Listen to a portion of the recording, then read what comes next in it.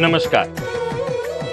प्रेत बाधा, नजर दोष, तंत्र प्रयोग, इस तरह की बातें अगर आज इस परिवेश में हम लोगों से करें तो लोग हमें कुछ ऐसी बातें कहते हैं कि इन बेफालतू और बेमतलब की बातों में आप पड़े हैं। किस युग में जी रहे हैं आप? ये सब कुछ नहीं होता, ये सब केवल झूठ है, भ्रम है। अगर हम प्रेत बाधा, नजर दोष, तंत्र प्रयोग की बात करते हैं तो लोग हमें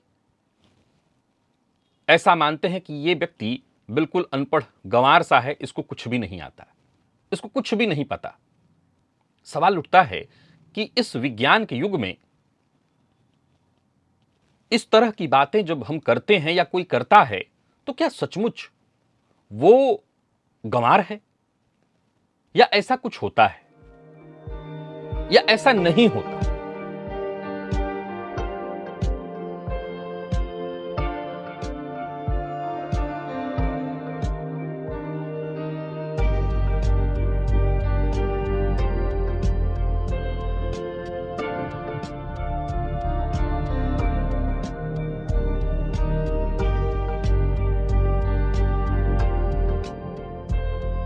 प्रिय दर्शकों, अगर आप मेरे पुराने दर्शक हैं तो मैं सदैव अपने कार्यक्रमों में एक बात कहा करता हूं। अगर आप सीधा सीधा कह देते हैं नहीं होता तो ये अपने आप में असल में देखा जाए तो विज्ञान का भी खंडन है। विज्ञान का भी खंडन है। कैसे? मान लीजिए कि आज इस समय में, आज की इस परिवेश में जब हम जी रहे हैं, सन 2025 में भी हम हैं, मान लीजिए कोई ऐसा निर्माण, कोई ऐसी टेक्नोलॉजी जो अभी तक नहीं आई, जिसकी हम कल्पना आज अभी नहीं कर पा रहे हैं, ठीक आज से 100 वर्ष पूर्व चले जाइए। क्या तब ऐसा सोचा जा सकता था कि फोन होगा और फोन से हम कहीं बातचीत कर लेंगे और टीवी स्क्रीन पर हम कुछ देख लेंगे, कहीं से कहीं दुनिया के किसी कोने में बैठा व्यक्ति कहीं सीधा बात कर सकता है? नहीं। तब अगर कोई ये कह रहा होता तो उसको पागल माना जाता। अगर मैं अपने कार्यक्रमों में क्या आपसे कहा करता हूं कि अगर आप किसी डॉक्टर के पास जाते हैं तो डॉक्टर उस लक्षण को रोग का नाम देता है। ज्योतिषी के पास जाते हैं तो वो कहता है ये ग्रह बाधा है, और किसी ओझा तांत्रिक के पास जाते हैं तो वो कहता है तंत्र प्रयोग हुआ है आपके ऊपर।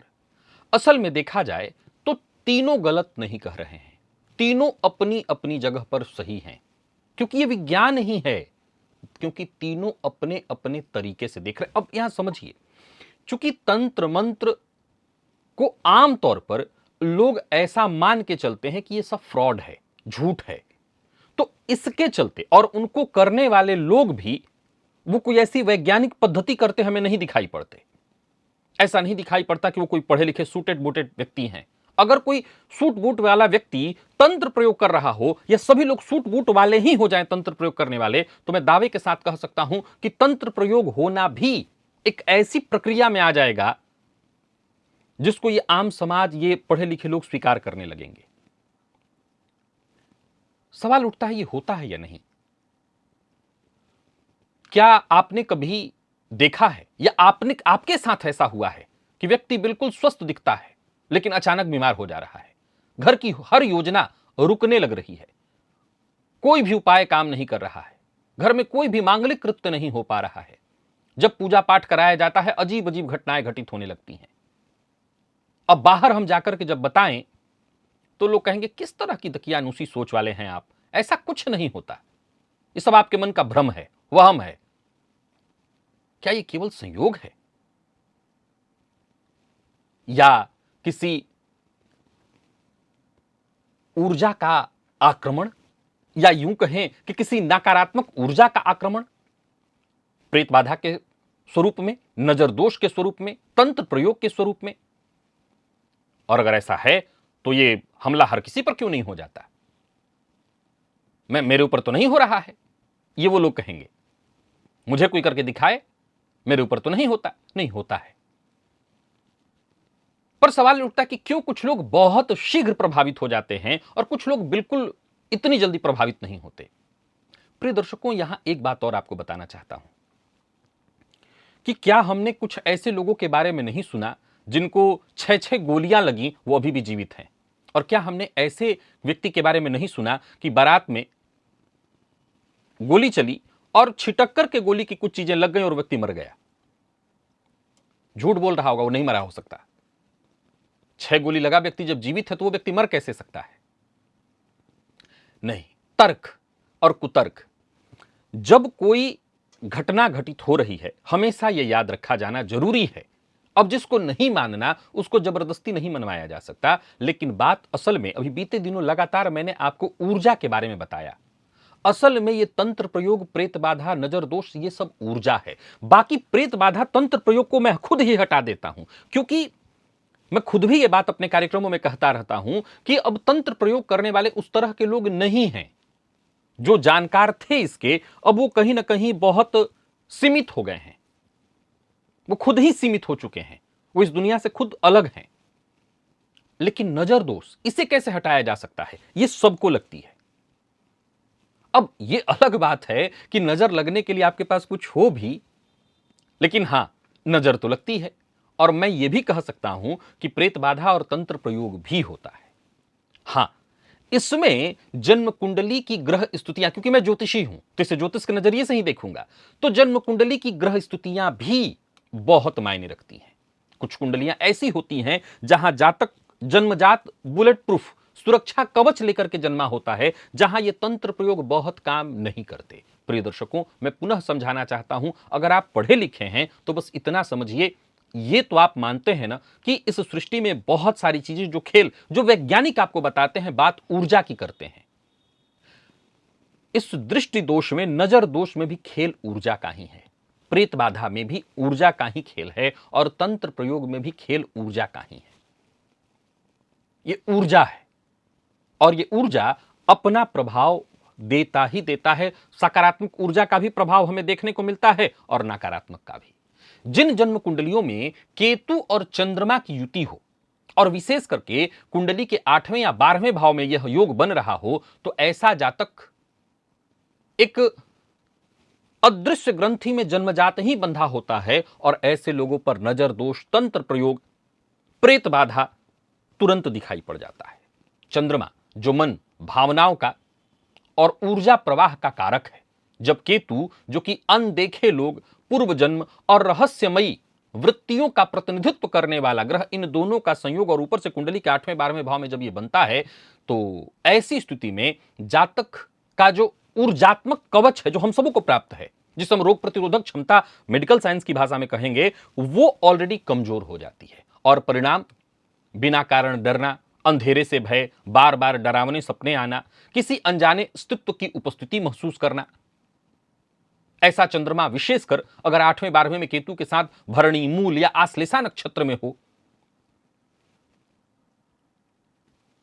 तो ऐसी स्थिति में, अथवा यह भी आप समझ लीजिए कि ऐसे चंद्रमा, इन्हीं नक्षत्रों में चंद्रमा पर केतु की दृष्टि पड़ रही हो, तो भी जातक की ऊर्जा जो होती है वो निरंतर कमजोर पड़ती जाती है, यानी जो उसको रक्षा कवच प्राप्त है उसमें छेद है। जन्म कुंडली में चतुर्थ या अष्टम भाव में राहु और मंगल की युति हो, जन्म कुंडली में चतुर्थ या अष्टम भाव में राहु और मंगल, इसे अंगारक योग कहते हैं। मंगल अग्नि और राहु ब्रह्म। अब ये दोनों का जब संबंध कुंडली के चौथे या 8वें भाव से बन जाए, तो जातक के घर में, मन में, घर का या मन ही है, दोनों पर नकारात्मक ऊर्जा का प्रभाव तुरंत दिखाई पड़ने लगता है। फलतः क्रोध, जलन, बेचैनी, बार बार चोट लगना, जलना, टूटना, बच्चे हैं तो अचानक डरना, कोई योजना बना रहे तो बहुत शीघ्र गति से काम आगे बढ़कर के रुक जाएगी।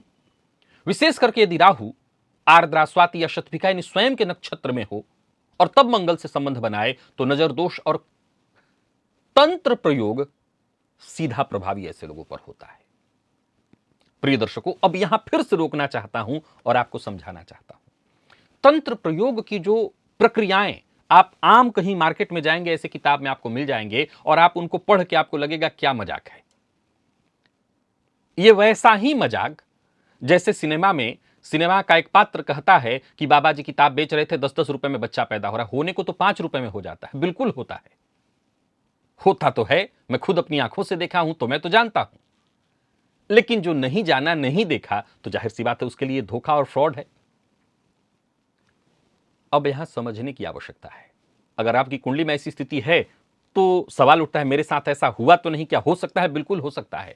हां, यह भी बहुत ध्यान से आपको समझना है कि इन हर योगों के साथ कुछ काट भी प्रकृति हमारे साथ देती है। यानी आपकी कुंडली में इस ऊर्जा को काटने के लिए कोई और ऊर्जा विद्यमान हो, जैसे आपके लग्न पर सूर्य की दृष्टि पड़ रही हो, गुरु का संबंध लग्न से बन रहा हो, तो इन नकारात्मक ऊर्जाओं को काटने की भी ऊर्जा कुंडली में विद्यमान होती है। जन्म कुंडली के 12वें भाव में चंद्रमा, शनि, राहु, केतु, तो केतु की मैंने चर्चा की, शनि की भी अगर स्थिति बन जाए तो भी जातक को रात्रि में स्वप्न, अवचेतन और परालौकिक अनुभव होने लगता है।